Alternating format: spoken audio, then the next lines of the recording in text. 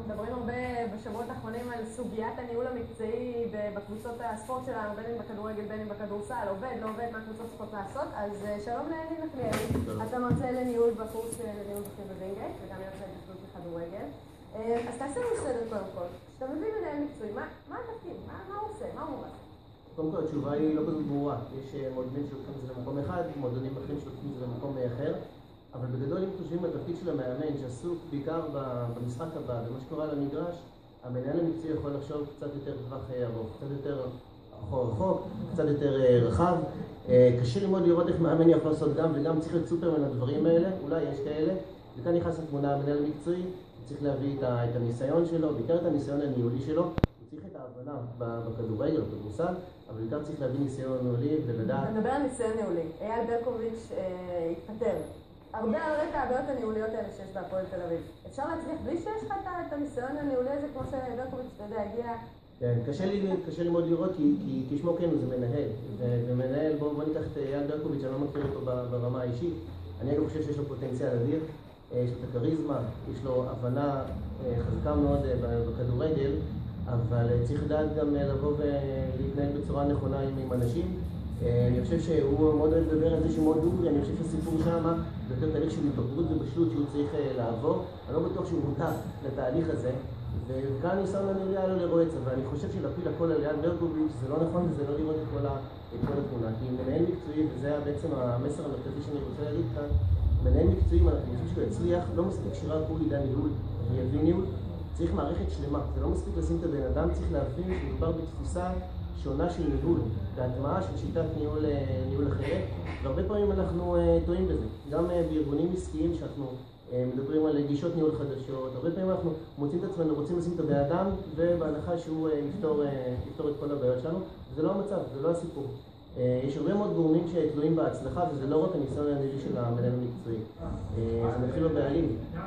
בעלים, כמו בחברה עסקית, אם יש בעלים שממנה מנכ"ל, זה אומר שהבעלים נותן את המפתחות למנכ"ל. זה אומר שצריך לסמוך עליו.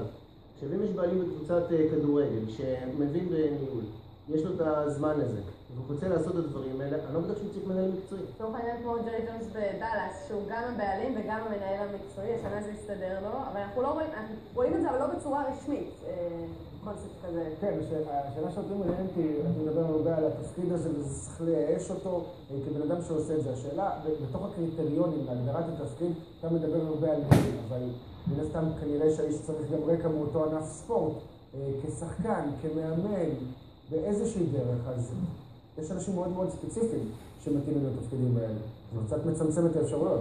מצד אחד זה מצמצם, מצד שני השאלה מה עושים עם זה. כי אפשר לבוא ולהעביר הכשרות ניהוליות. כך לדוגמה בהייטק, הכשרות ניהוליות זה חלק מהיום-יום שלנו. איך מנהלים בכדורגל אבל? זה אותו דבר כמו שאני מנהלת עסק רגיל? זה שונה מאוד. תן לי דגשים לניהול ספורטי, אבל ספציפי. כן, קודם כל אני חושב שהאנשים שנמצאים שם יכולים לתת את הדגשים, אבל אם את שואלת אותי, הסיפור של התקשורת הוא שונה לגמרי, הרבה מאוד לחץ והרבה מעורבות שמשאירים את זה לארגונים עסקיים, זה שונה מאוד. לנו כישראלים יש נטייה לטווח קצר. הספורט וכל הלחץ שקיים גורם לנו עוד יותר ללכת לכיוון של הטווח הקצר. כשמדברים על ניהול והאיזון הזה מטווח קצר, צריך מישהו בעל עמוד שדרה שיוכל להסתכל קדימה. אבל שוב, זה לא רק הוא, זה גם כל המועדון החל מהבעלים.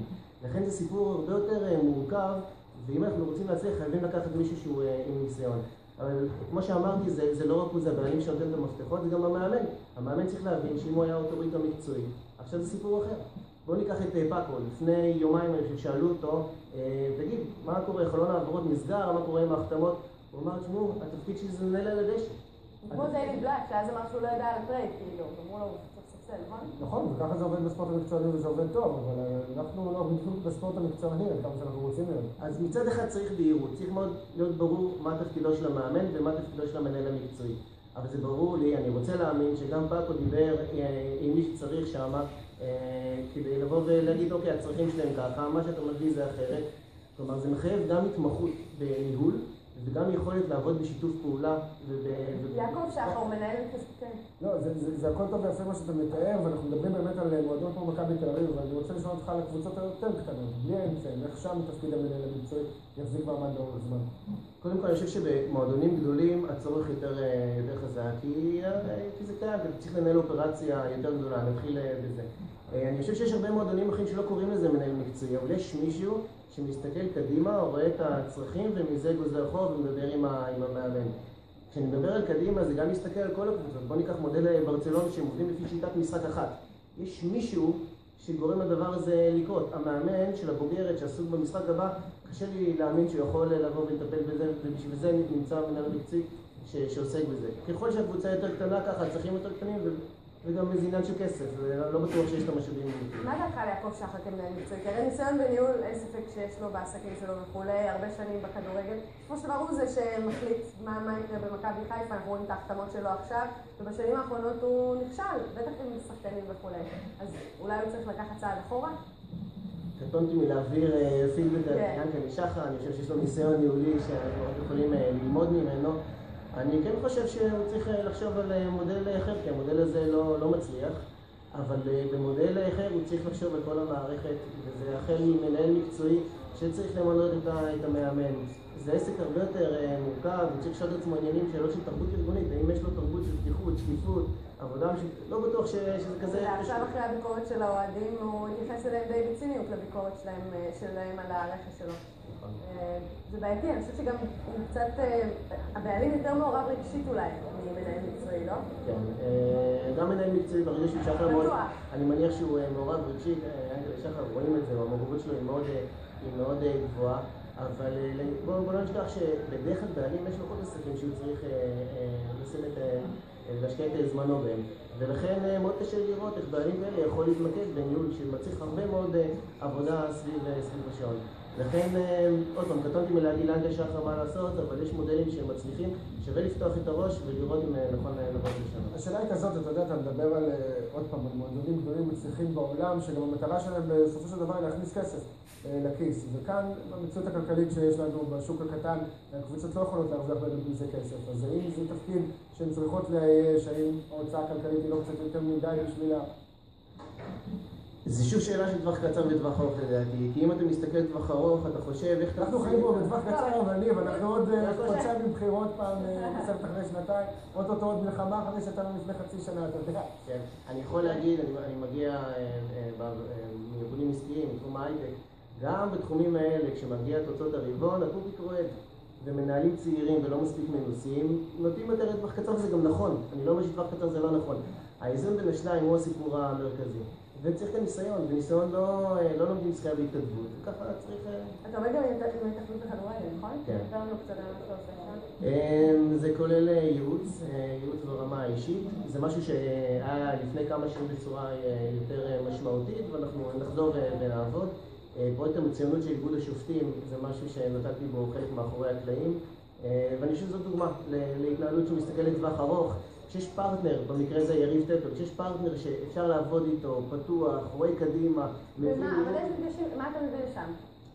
בוא ניקח פרויקט המצוינות, אז כל הרעיון שאני מביא זה את השיטות ואת ההבנה מהתחומים של הארגונים העסקיים לתוך עולם הספורט עם ההתאמה הנדרשת.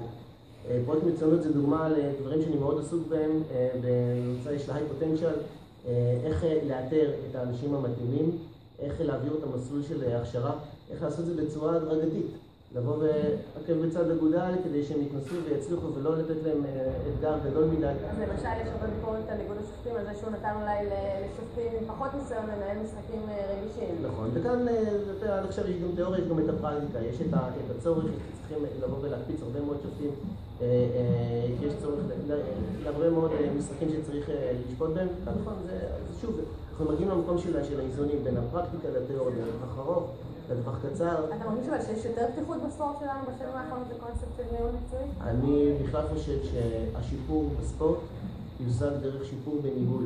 לדעתי יש לנו מספיק פוטנציאל של ספורטאים, רק צריך לדעת לנהל אותם בצורה נכונה. בכלל, אם מסתכלים על כל הספורט, אני מאוד אופטימי מבחינת הטרנד שאנחנו נמצאים בו, כולל גם ברמה שלי, ההחלטה שלי לבוא ולהתמקד בספורט, היא נובעת מזה שאני מאמין שזה הכיוון הנכון. לדעתי, חלק מהסיפור גם יהיה שאנשים מתחומים מהצבא, הייטק, יבואו והחליטו באיזשהו שלב לעבור לנושא של הספורט ולנהל. ברמה האקדמית, מצד יש לעשות על זה איזושהי פינה בליגת האלופות, בארץ אין מספיק, אין כמעט בכלל, אבל לעשות תואר בניהול ספורט. זה לא קיים. ברסק עובד קשה מאוד עכשיו על זה שיהיה קורס לוינגר. וזה קורה, הוא סיפר לי... אפילו ברמה של הפקולטה למינהל עסקים בתל אביב, תעשו התמחות בספורט. למה לא? לגמרי צודקת. עכשיו, תביני שעומרי סיפר לי שהוא נורא, שאלתי אותנו, הוא מתכוון לקחת חלק מהקורס הזה, הוא רוצה להיות ספורט דירקטור, אז הוא אמר לי, אני חיפשתי בהתחלה מקום ללמוד פה, וכשהבנתי שאין, אז ניסיתי להרים אותו, יחד עם איציק בן מדע. כל מועדון שמחבק את אני מחייך כי אני חושב שזאת הנקודה. אין את זה. ואם אנחנו משווים את זה לארגונים בחו"ל, מועדוני ספורט, ואם משווים את זה לארגונים עסקיים בארץ, הפער הוא מאוד גדול. אבל אין את זה כן את הג'וב הזה כאן בקבוצות. נכון, אנחנו מדברים על כדורגל וכדורסל, אבל בוא נסתכל בכלל על ניהול בספורט, שדי רצוי שתהיה את ההכשרה הזאת. אני מחייך שוב כי זה מאוד מעסיק אותי. יש, איך שאנחנו מדברים, הרבה יוזמות בנושא הזה, גם כאן אני מרגיש טרנד שהולך לכיוון, כי אני חושב שזה כבר די ברור שהסיפור כאן הוא סיפור ניהולי. ולא סיפור, זה לא רוצה סיפור איתי. אתה חושב שהמנהל, לא מדבר מנהל מקצועי ברמה של בוחר את השחקנים. חייב שתהיה לו, שהוא יהיה שחקן עבר או מאמן, שזה יכול להיות מנהל מקצועי שמגיע כאילו קצת מבחוץ. זו שאלה מורכבת. יש משפט שאומר, את לא חייבת להיות רואת, את לא חייבת להיות כבשה כדי להיות רואת צאן. המנהלים של ברצלונה, אני לא מדברת עליהם במסגרת שפוטר עכשיו וכולי, אבל המנהלים של המועדון לא בהכרח, הם לא באו מתוך המגרש. כן. לדעתי את כן צריך להגיע מהתחום, אי אפשר להגיע משום מקום, למרות שיש גם מקרים של אנשים שמאוד הצליחו, ואני לא מדבר רק על ספורט, שעוברים מעולם אחד לעולם אחר ומצליחים בו. ברור שהשילוב הזה הוא שילוב נכון, אבל זה לא מונע מאיתנו לבוא ולדבר על ההכשרה. לדעתי יש מספיק אנשים שכן פתוחים לזה. אני אגב, כשאני נפגש עם מאמנים ומנהלים מקצועיים, אני מאוד בהתחלה הופתעתי לטובה מהעצמה, מהרצון ללמוד, וזה לוקח לי במקום האופטימי שאמרתי בהתחלה. אנחנו רגע לפני שינוי גדול לדעתי. עכשיו צריך לראות שאנחנו עושים את זה נכון. גם המנהל המקצועי, זאת הזדמנות מאוד גדולה, כי מדברים עכשיו על ניהול, הבאתם אותי כדי לדבר על ניהול, זאת הזדמנות טובה. אבל אם יהיו עוד מקרים כאלה של ברקוביץ', שהמערכת לא מתאימה, ואולי גם הוא בלי הניסיון, ואנחנו נראה שזה בדיוק הפתרון נכון, אנחנו עלולים לפספס את ההזדמנות הזאת. חשוב לנהל את זה בצורה מושכלת ונכונה. כן, עודד, דוק, סליחה, עודד, אני כבר, זהו, אנחנו 4 דקות בסוף, איבדתי את זה, אמרת, קילומטר 41. מותר לך, קילומטר 37, כמו שנתן גולדפון. בדיוק. יש את הרשימה של המועדונים המכניסים ביותר בעולם. כן, דלויט, חברה מתמחה בשירותים עסקיים, נחשבת לאחת מ4 חברות ראיית החשבון הגדולות בעולם, שחררה את הדוח השנתי שלה, זה השנה ה-18 שהיא עושה את זה, ובאופן לא מפתיע אנחנו רואים את ריאל מדריד במקום הראשון גם השנה הזאת, כקבוצה שמכניסה הכי הרבה כסף, ולשאר החברות ב10 המועדונים הכי מכניסים. שימו לב למנצ'סטר יונייטד, למרות שבאחת העונות הכי לא טובות שלה, היא ממוקמת במקום השני ומצליחה לטפס כמה מקומות, היא הייתה מחוץ לשלישייה, כמה דברים נוספים ש... זה הרבה בזכות במזרח התיכון, במזרח הרחוק. לגמרי, מילאן יוצאת מהרשימה של 10 המועדונים המכניסים לראשונה בהיסטוריה, ומתוך 40 המועדונים המובילים, כל 20 קבוצות הפרמייר בפנים, וזה כמובן בגלל זכויות השידור. שמתחלקות שווה בשווה שם, בגלל זה אברטון מוצא את עצמה 20, אתה יודע, אני חושב שאברטון היא ב-20 המועדונים העשירים בעולם. אגב, בספרד למשל ברסה וריאל מכניסות פי 3 מאתלטיקו שנמצאת במקום השלישי, והתחיל ביירן מינכן שמכניסה את מה ששלקה ודורטמונד מכניסות ביחד לבד. אז יש עדיין פערים עצומים בין מועדוני העל, גם המועדונים הקטנים יותר, ואם את רוצה ככה השוואה לליגה שלנו, אז קחי כל קבוצות ליגת העל ביחד לא מכניסות כמו הקבוצה האחרונה ברשימה הזאת של ממש. איזה מועדון לדעתך מנוהל הכי טוב בעולם? בעולם? כן, איזה מודל היית לוקח? אהבתי מאוד איך שברצלונה נוהלה, עכשיו אני לא כך בטוח שזאת התשובה הנכונה. כן. אז ברצלונה לפני כמה שנים לדעתי, זה, אתה יודע, התשובה הקלה. אני חושבת שביירן מינכן מנוהלת בצורה מדהימה, מרחיבה את השווקים שלה.